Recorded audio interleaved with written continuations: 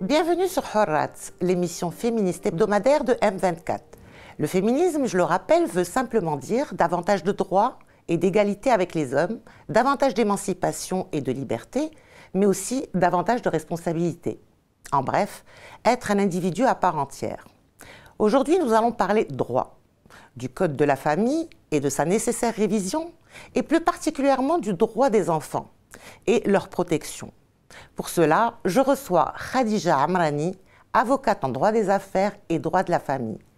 Khadija Amrani, bonsoir et merci d'avoir accepté l'invitation de Hurrat. Bonsoir et merci. Alors, je rappelle donc que vous êtes avocate spécialisée en droit des affaires et puis plus récemment, vous êtes devenue spécialisée en droit de la famille. Pourquoi cet intérêt? Qu'est-ce qui l'a motivé? Effectivement, initialement, seul le droit des affaires était mon domaine de spécialité.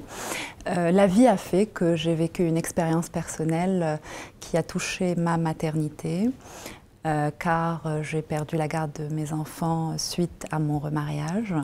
Et face à cette injustice légalisée, j'ai bien entendu décidé d'ouvrir les portes de mon cabinet à la voix de la femme, à d'autres femmes à d'autres femmes, à d'autres enfants et à d'autres hommes également, c'est ce que je vous expliquerai.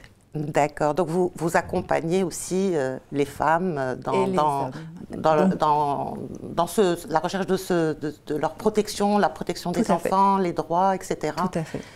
Très bien. Et vous êtes également présidente de l'association Ouledi. Oui. Alors c'est drôle parce que j'avais compris Lady, mais après vous m'avez expliqué que c'était Ouledi. Je trouve que c'est joli, ça sonne bien. Alors quel est le rôle de cette association et pourquoi l'avoir créée? Quel a été votre déclic? Qu'est-ce qui s'est passé en fait en réalité? Alors, je reviens encore sur mon histoire personnelle, oui, parce que c'était vraiment la base principale de la création de cette association. Je me suis posé la question à un moment donné, je me suis dit si je vis autant une épreuve aussi douloureuse, cela veut dire qu'il y a un sens. Et c'est là que j'ai approché d'autres parents qui vivent aussi dans l'anonymat, bien entendu, leur propre épreuve de vie, donc qui est similaire à la mienne ou autre. Et on a décidé de dire stop aux inégalités face aux droits parentaux. L'association dit stop aux inégalités face aux droits parentaux. Donc, quand vous avez divorcé, puis vous avez décidé de refaire votre vie, vous n'étiez pas au courant de cette inégalité, ou bien vous vous êtes dit, il peut y avoir un accord à l'amiable? Pas du tout. Je savais qu'un accord à l'amiable ne se ferait pas et qu'effectivement, je risquais de perdre la garde. Mais à ce moment-là, l'article, en fait, je voulais utiliser l'article 175 de la Mudawana qui prévoit que si je prouvais que la séparation de mes enfants leur causerait un préjudice, à ce moment-là, la garde resterait chez la maman, c'est-à-dire me resterait.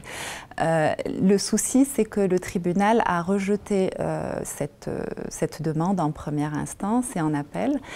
La bonne nouvelle, c'est qu'en cassation, ça vient d'être jugé comme étant favorable. Et donc, vous avez pu récupérer la garde de vos enfants? Oui, effectivement. Là, il se pourrait, là, c'est revenu en appel. Donc, il se pourrait que, effectivement, sur le plan formel, donc en tout cas, ceci dit, j'ai réglé entre-temps mes problématiques depuis récemment, mais bien entendu, voilà, il se pourrait que ce soit une jurisprudence pour d'autres personnes. Voilà. Ça serait très bien. Ce qui serait magnifique. Est-ce qu'il y a beaucoup de femmes dans ce cas, des femmes qui sont aujourd'hui obligées de choisir entre leur rôle de femme, d'épouse, ou bien finalement pour rester des mères, pour pouvoir garder leurs enfants? Est-ce qu'il y a beaucoup de femmes dans cette situation? Énormément. Quand vous reprenez les statistiques du ministère de la Justice, qui prévoit 100 000 divorces, qui annonce qu'il y a 100 000 divorces par an, donc on parle quand même de 100 000 femmes par an depuis 2004. Et l'âge moyen? Ça fait 2 millions de personnes. À tout âge, on a envie de refaire sa vie, hein, surtout qu'on ne peut pas avoir des relations physiques en dehors du lien matrimonial. Donc il est évident que seul le mariage, qui est un droit, Le mariage est un droit. La maternité aussi. Et la maternité aussi. Ceci dit, bon, la problématique aujourd'hui, c'est qu'on vous demande de choisir entre votre féminité ou votre maternité. Le législateur vous demande de faire un choix. Vous ne pouvez pas avoir les deux. On considère le beau-père comme quelqu'un de pas très fréquentable, pas recommandable dans... On oublie que la belle-mère peut l'être aussi. Peut l'être aussi. Mais aujourd'hui, en tout cas, on milite pour une réforme de la Mudawana et pour justement que ces articles qui sont devenus inconstitutionnels, parce que la Constitution de 2011 est venue pour consacrer un certain nombre de droits et libertés fondamentaux. Donc voilà, il y a lieu aujourd'hui de revoir ces articles qui sont complètement infondés. Justement, ce n'est pas le seul. Donc vous vous attachez donc et c'est très bien donc de défendre les femmes et dans leur droit de pouvoir refaire leur vie. Mais il y a aussi cet article 174, je crois, ou 172, enfin, vous me reprendrez si je me suis trompée, qui octroie la garde des enfants à la mère, de façon automatique, même quand elle n'a pas les ressources financières pour les éduquer, pour les élever. Et cette femme peut être souvent dépendante d'une pension alimentaire qui est très souvent très basse. Quand elle est versée à temps, en fait, les mères sont considérées comme des gardiennes. En fait, ce ne sont pas des parents à part entière, puisque pour tout ce qui relève des papiers administratifs, un passeport, inscrire son enfant à l'école, le changer d'école, tout cela relève de l'accord du père. Oui. Donc, est-ce que c'est quelque chose qui fait partie de votre programme ? C'est l'essence même de notre combat, c'est effectivement permettre une indemnisation, enfin en tout cas prévoir un barème, une barémisation de la pension alimentaire, parce qu'on considère que les montants sont assez ridicules et ne permettent pas aux mamans d'assurer les besoins de leurs enfants. Donc là, le côté financier est fondamental. On va dire qu'il est fondamental. La subsistance d'un enfant est fondamentale. Donc aujourd'hui, on demande à ce que les procédures passent, c'est-à-dire qu'on passe le dossier au niveau du tribunal, parce que les dossiers les procédures sont rapides, c'est-à-dire sont parties vers une rapidité. Donc vous avez pratiquement 4-5 mois pour qu'un jugement de divorce soit prononcé. On prévoit de laisser le tribunal décider d'une pension qui soit provisoire et que le dossier reste quand même instruit après le divorce pour décider, c'est-à-dire déjà envoyer devant un expert et décider à ce moment-là d'une pension qui sera à la hauteur, bien entendu, de ce dont les enfants auront besoin. Donc c'est l'intérêt des enfants qui doit primer. C'est l'intérêt des enfants tel que ça a été énoncé dans la Convention internationale des droits de l'enfant que le Maroc a ratifiée. Et effectivement, c'est triste de voir que très souvent, ces questions de divorce ou de garde, ça revêt quelque part une sorte de règlement de compte. Ça tourne au règlement de compte entre les conjoints, les ex-conjoints, et malheureusement, ça se fait au détriment de l'intérêt de l'enfant, alors que seul l'intérêt de l'enfant devrait primer, logiquement. Mais ce n'est pas le cas aujourd'hui, cet intérêt de l'enfant n'est pas pris en compte dans le code de la famille, c'est-à-dire que vous trouvez que ce n'est pas assez suffisant ? Alors, c'est juste que nous n'avions pas suffisamment de recul sur les divorces, parce qu'au moment où le code est arrivé, c'était un droit déjà de pouvoir divorcer. Effectivement, ça a constitué une révolution, c'est vrai. Ça a été une grande révolution pour notre pays, avec de grands acquis pour la femme, donc la possibilité de divorcer. Nous n'avions pas suffisamment de recul à ce moment-là pour connaître quelle serait la réglementation nécessaire pour protéger suffisamment ces enfants, en tout cas pour que les incidences législatives et judiciaires du divorce sur l'enfant soient assez correctes. D'accord. Donc il y a tout un travail encore à faire, c'est tout un chantier. Énorme, parce que le code de l'enfant est quelque chose d'essentiel. En fait, le code de la famille déjà, c'est fondamental. Effectivement, après nous, on dit que l'enfant n'existe pas que dans la famille, c'est vrai. Il existe aussi à l'école, il y a plusieurs types d'enfants aussi, l'enfant handicapé, l'enfant qui fait l'objet d'une kafala, etc. Et là, on demande il est aussi à la rue. Justement, est-ce que vous allez vous pencher aussi sur cette question des enfants qui sont abandonnés, qui n'ont pas de statut, ou bien ces enfants qui sont issus de mères célibataires, et d'ailleurs l'association Solidarité Féminine fait un travail extraordinaire à ce sujet, mais aujourd'hui encore, ces enfants peinent à prouver la paternité, c'est-à-dire ils ne bénéficient pas du nom de leur père, ni de droit, et est-ce qu'il y a quelque chose au niveau juridique que vous allez faire, vous allez travailler sur cette question? Parce que la filiation donc illégitime ne produit pas les mêmes effets que la filiation légitime du côté du père. Donc oui, la mère, grâce à ce travail qui a été fait par l'association Solidarité Féminine, la maman peut inscrire l'enfant en son nom, mais le père, malheureusement, à ce jour, et l'arrêt de la Cour de cassation, malheureusement, est venu pour nous décevoir un peu à ce sujet-là, parce qu'on s'est rendu compte que même en présence d'un test ADN qui constitue quand même une preuve en matière mais il n'est pas obligatoire, je crois, et en plus il est payant. Donc souvent les femmes n'ont pas les moyens de l'acheter, ce test ADN. Oui, mais c'est encore plus grave, c'est que le tribunal ne le prend pas en compte.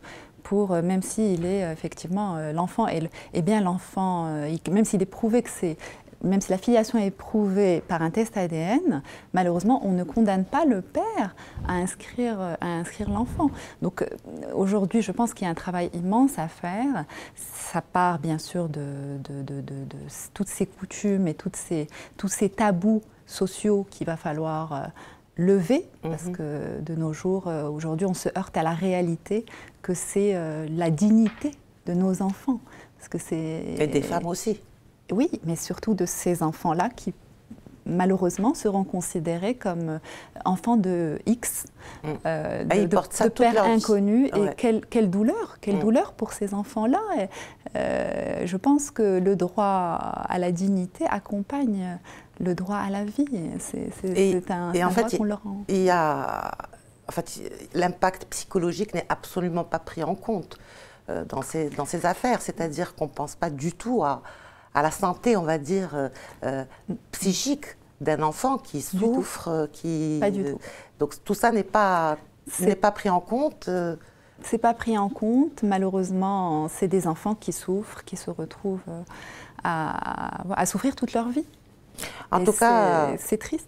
En tout cas, il y a un chiffre moi, qui m'a interpellée, c'est qu'aujourd'hui, il y a 40 enfants abandonnés par jour. Et le Maroc est le 75e, pratiquement dernier de la classe à ce niveau-là. Donc c'est quand même quelque chose d'urgent à revoir. Il faut faire quelque chose parce que c'est des enfants qui tombent dans des addictions, qui tombent, bien sûr, qui consomment des stupéfiants, qui sont complètement égarés, perdus. Et seule une législation stricte, parce que ces enfants n'ont pas voulu venir au monde, hein, ils sont là, mais ils n'ont pas commis de faute. Oui. Donc je ne vois pas pourquoi est-ce qu'on les pénalise pour une faute commise par leurs parents. Tout à fait. Après, c'est à revoir. Vous m'avez dit aussi que plusieurs pères souffrent de cette situation, parce que finalement, quand il y a divorce, il y a deux personnes qui souffrent, il y a des enfants qui trinquent, mais souvent, il y a des hommes qui bénéficient aussi d'un droit de visite qui est très restreint. Voir ses propres enfants une fois tous les 15 jours n'est pas non plus quelque chose de particulièrement épanouissant pour lui, pour ses enfants, pour la famille de manière générale. Donc est-ce qu'il y a des pères déjà avec vous dans cette association? Oui, beaucoup. Alors, qu'est-ce qu'ils vous disent? Nous, on est vraiment dans l'égalité parfaite. Hein. On n'enlève absolument rien à l'homme. Au contraire, on lui donne, au papa en tout cas. C'est un droit. C'est un droit de pouvoir bénéficier de la garde partagée, parce qu'on milite pour la garde partagée. Alors, qu'est-ce que ça veut dire, la garde partagée? Ça veut dire que l'enfant peut passer chez l'un des parents, donc le père ou la mère, on va dire de dimanche matin jusqu'à jeudi soir, et chez l'autre de jeudi soir à dimanche midi. Voilà, on va dire ça comme ça. Donc c'est une garde partagée, ou bien une semaine, à chacun en fonction de son planning. Donc on considère que l'implication affective du père, la présence du père est fondamentale. C'est pas qu'une présence financière. Mais pardon de vous interrompre, mais je veux dire, est-ce qu'on peut légiférer sur ça, puisque Bien entendu. la garde partagée, après ce sont des arrangements entre les personnes. Justement, la loi, elle est faite quand il n'y a pas d'arrangement possible. Donc, juste, quand il y a un arrangement possible, bah, les parties décident entre eux et la loi ne sert absolument à rien. La loi sert lorsque justement il y a conflit. Donc aujourd'hui, il est inadmissible que l'un des parents ait la totalité de la garde et l'autre parent n'ait qu'un droit de visite du dimanche de 10h du matin à 6h de l'après-midi. Est-ce que c'était votre cas, vous, quand vous aviez perdu la garde de vos enfants? Tout à fait. Et ça, c'était une douleur énorme. J'ai trouvé ça d'une injustice énorme et je considère que pour une maman... Et vos enfants, ils avaient quel âge, Khadija? Alors, la première fois, c'est-à-dire que quand on a exécuté le jugement, ça a démarré quand ils avaient 7 et 8 ans et j'ai exécuté à 10 et 11 ans. D'accord. Donc 3 années de procédure. Donc c'est petit quand même, hein, à cet âge. C'est petit, c'est très dur. Ouais. Et je pense que ça aurait été tellement plus simple si on avait opté pour une garde partagée. Ça aurait été beaucoup plus adéquat et beaucoup plus convenable, en tout cas pour eux. Et c'est des années malheureusement qu'on ne rattrape pas, mais c'est pas grave, le meilleur est à venir. Ils vont bien? Oui, ça va. Ah bah, là, tant mieux. Bah, c'est l'essentiel. Ça va. Communiquer, expliquer aussi. C'est le fruit d'un combat. Hein. Ouais, oui, absolument, absolument. Alors, vous avez organisé en 2019 un symposium de 2 jours consacré à l'impact du divorce sur les enfants, avec la participation de plusieurs acteurs, avocats, société civile. Quelles ont été les recommandations qui sont sorties de ce symposium? Et puis, vous l'avez aussi ouvert vers les pays africains, je crois? Oui, tout à fait. C'était un symposium africain qui a tourné autour des incidences donc, législatives et judiciaires du divorce sur l'enfant. Et donc, on est sorti avec des recommandations très importantes. Lesquelles? La nécessité d'abrogation des articles 173, 174 et 175. C'est lesquels? Rappelez-nous, parce que... C'est les articles qui concernent la déchéance de la garde, parce que on considère, enfin, la déchéance de la garde lorsque la mère se remarie. C'est ça. Car on part du principe que donc, depuis que la Mudawana est arrivée, la Mudawana est arrivée en 2004, la Constitution est arrivée en 2011. Elle est arrivée avec ce fameux article 19 qui prévoit la parité homme-femme et l'égalité donc face à tous les droits et toutes les lois. C'est en inadéquation aujourd'hui. Effectivement, on considère que si on enlève la garde à la femme lorsqu'elle se remarie, pourquoi on n'enlève pas la garde à l'homme, donc au père, lorsqu'il se remarie aussi. Donc vraiment beaucoup d'inégalités, en tout cas beaucoup d'articles sont devenus inconstitutionnels. L'article dont vous avez parlé tout à l'heure également sur le tutorat légal, parce que effectivement la Mudawana c'est blanc ou noir, c'est un qui va s'occuper des enfants, donc il va avoir que la garde, et qui ne va pas pouvoir sortir les enfants du territoire ou les inscrire dans une école donnée. Et l'autre, donc le père, en l'occurrence, est tuteur légal. Donc pourquoi ne pas mélanger les deux, les deux institutions, ne pas donner à l'un l'institution de la garde et l'autre le tutorat légal? La triste nouvelle, c'est que quand ils concentrent les deux, vous devenez maman que biologique. Hein. Oui, gardienne, je dirais, et non payée en plus. Oui, si vous voulez, mais voilà quoi, quand vous perdez en plus la garde, donc ça fait que vous devenez uniquement mère biologique. Mais ceci devrait peut-être, je pense, parce que vous parlez en cas de divorce, mais moi je pense que même pendant le mariage, pourquoi les femmes n'auraient pas le droit d'inscrire leurs enfants, de leur ouvrir un compte d'épargne, aujourd'hui les femmes travaillent, elles ont des revenus, donc ça aussi il faudrait peut-être que ça touche, parce que c'est le côté philosophique de la question, c'est-à-dire c'est l'égalité parfaite. Non, tout à fait, c'est le côté vraiment égalité parfaite, et depuis le mariage, depuis la naissance des enfants, qu'il y ait ou pas divorce entre les parents, il est inadmissible que la société patriarcale continue à imposer ce schéma-là, parce que c'est un schéma aujourd'hui qui est devenu un schéma de non-sens. Nous, ce qu'on propose, c'est quand même de retranscrire des législations qui ont marché, donc des législations occidentales qui ont marché, qui ont donné des enfants équilibrés. Il n'y a pas de raison qu'on ne retranscrive pas ces législations chez nous, dès lors que c'est compatible avec le culte. Les problématiques qu'on soulève et les questions qu'on soulève sont compatibles. Elles ne sont pas incompatibles. Elles ne sont pas incompatibles. Bah, bien entendu. Et les expériences africaines, est-ce qu'elles sont plus avancées ou très moins similaires. Très similaires Très aussi. similaires. Alors, certains pays ont le fameux code de l'enfant. Bon, je parlais tout à l'heure. Donc vous plaidez pour un code de l'enfant? Oui, en plus de la Mudawana. C'est-à-dire séparé. Codifié, oui. En fait, il faudrait un code de la femme, un code de l'enfant peut-être. Voilà. Non, mais la Mudawana, c'est le code de la famille. Vraiment, mais l'enfant, encore une fois, il n'existe pas que dans la famille. Tout à fait. Après, il faudra responsabiliser l'école lorsque l'enfant a des mauvaises notes ou lorsque, voilà, imposer à l'école de convoquer les parents. Enfin, tout ça, on pourrait le mettre dans un code à part. Et puis, bien sûr, tous ces textes-là sur la kafala, sur bien sûr, la nationalité, etc., qu'on intégrerait dans ce fameux code. C'est-à-dire ne pas les laisser un peu... voilà, donc c'est assez intéressant. Voilà. Et donc, qu'est-ce que vous comptez faire maintenant, puisque ce symposium a eu lieu en 2019, puis ensuite il y a eu le Covid. Alors justement, le Covid a fait annuler 2 symposiums qui devaient avoir lieu également en 2020 et 2021. Et donc, celui de 21, c'était évident qu'on le faisait, puis voilà, quoi, à la dernière minute. Et donc là, la prochaine action La prochaine action, c'est effectivement programmer le prochain symposium et puis déposer un plaidoyer à l'issue de ce symposium. Mais cette fois-ci, on ne sera pas seul.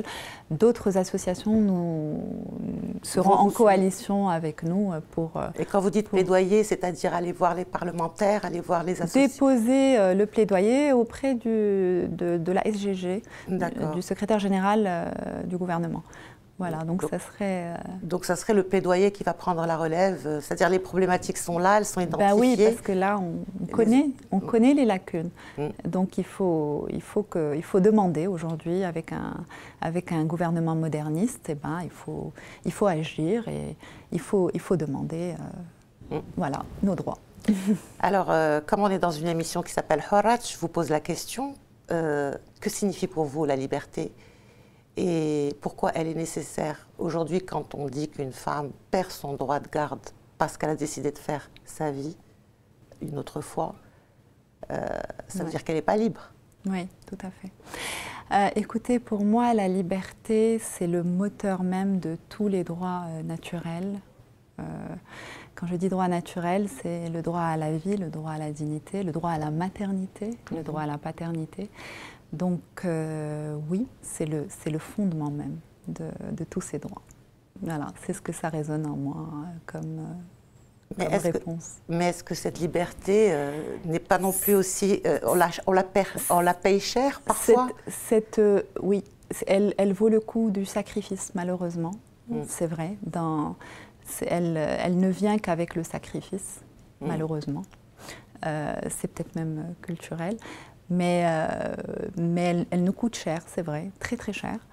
Après, je suis convaincue qu'on peut se libérer aussi. Se libérer et puis libérer avec nous toute une population qui serait dans la même situation. Voilà. En tout cas, on vous souhaite bon courage et j'espère que toutes vos actions vont trouver écho. Et qu'on va se pencher très sérieusement sur ces questions-là. Ah ben oui, on l'espère. Parce que ce code de la famille, déjà, il commence à dater un petit peu. Et puis ensuite, tout ce que vous soulevez... 18 ans après. 18 ans, même 19, puisque le fameux discours date du 10 octobre 2003. C'est vrai, c'est vrai. Donc, voilà. Sur les 19 ans. Et puis, comme vous dites, il y a toute l'application qui nous a montré justement les failles. Les limites, les failles. Les failles. En tout cas, sortir du patriarcat et puis aller vers un code constitutionnel, conforme à la Constitution. Et nous l'espérons toutes et tous aussi, parce que même les hommes ont à y gagner, je pense. Beaucoup, beaucoup. Khadija Amrani, merci beaucoup d'avoir accepté de répondre aux questions de Horat. Merci à vous. Je rappelle que vous êtes avocate spécialisée en droit des affaires, un volet que nous n'avons pas du tout évoqué aujourd'hui. qu'on aura peut-être l'occasion de parler une autre fois, et que vous êtes aujourd'hui spécialisée dans le droit de la famille suite à une expérience, on va dire personnelle, qui vous a poussé à créer et devenir la présidente d'une association qui s'appelle Ouledi. Donc, nos enfants. Et donc, vous avez un vaste programme avec plein d'actions qui, j'espère, vont aboutir à un code plus juste et plus égalitaire. Donc, voilà, on vous souhaite bonne chance. Merci. Quant à vous, chères téléspectatrices et chers téléspectateurs, cette émission est à présent terminée. Vous pouvez la voir ou la revoir et la partager sur nos réseaux sociaux. Bonne continuation des programmes sur M24 et à la prochaine.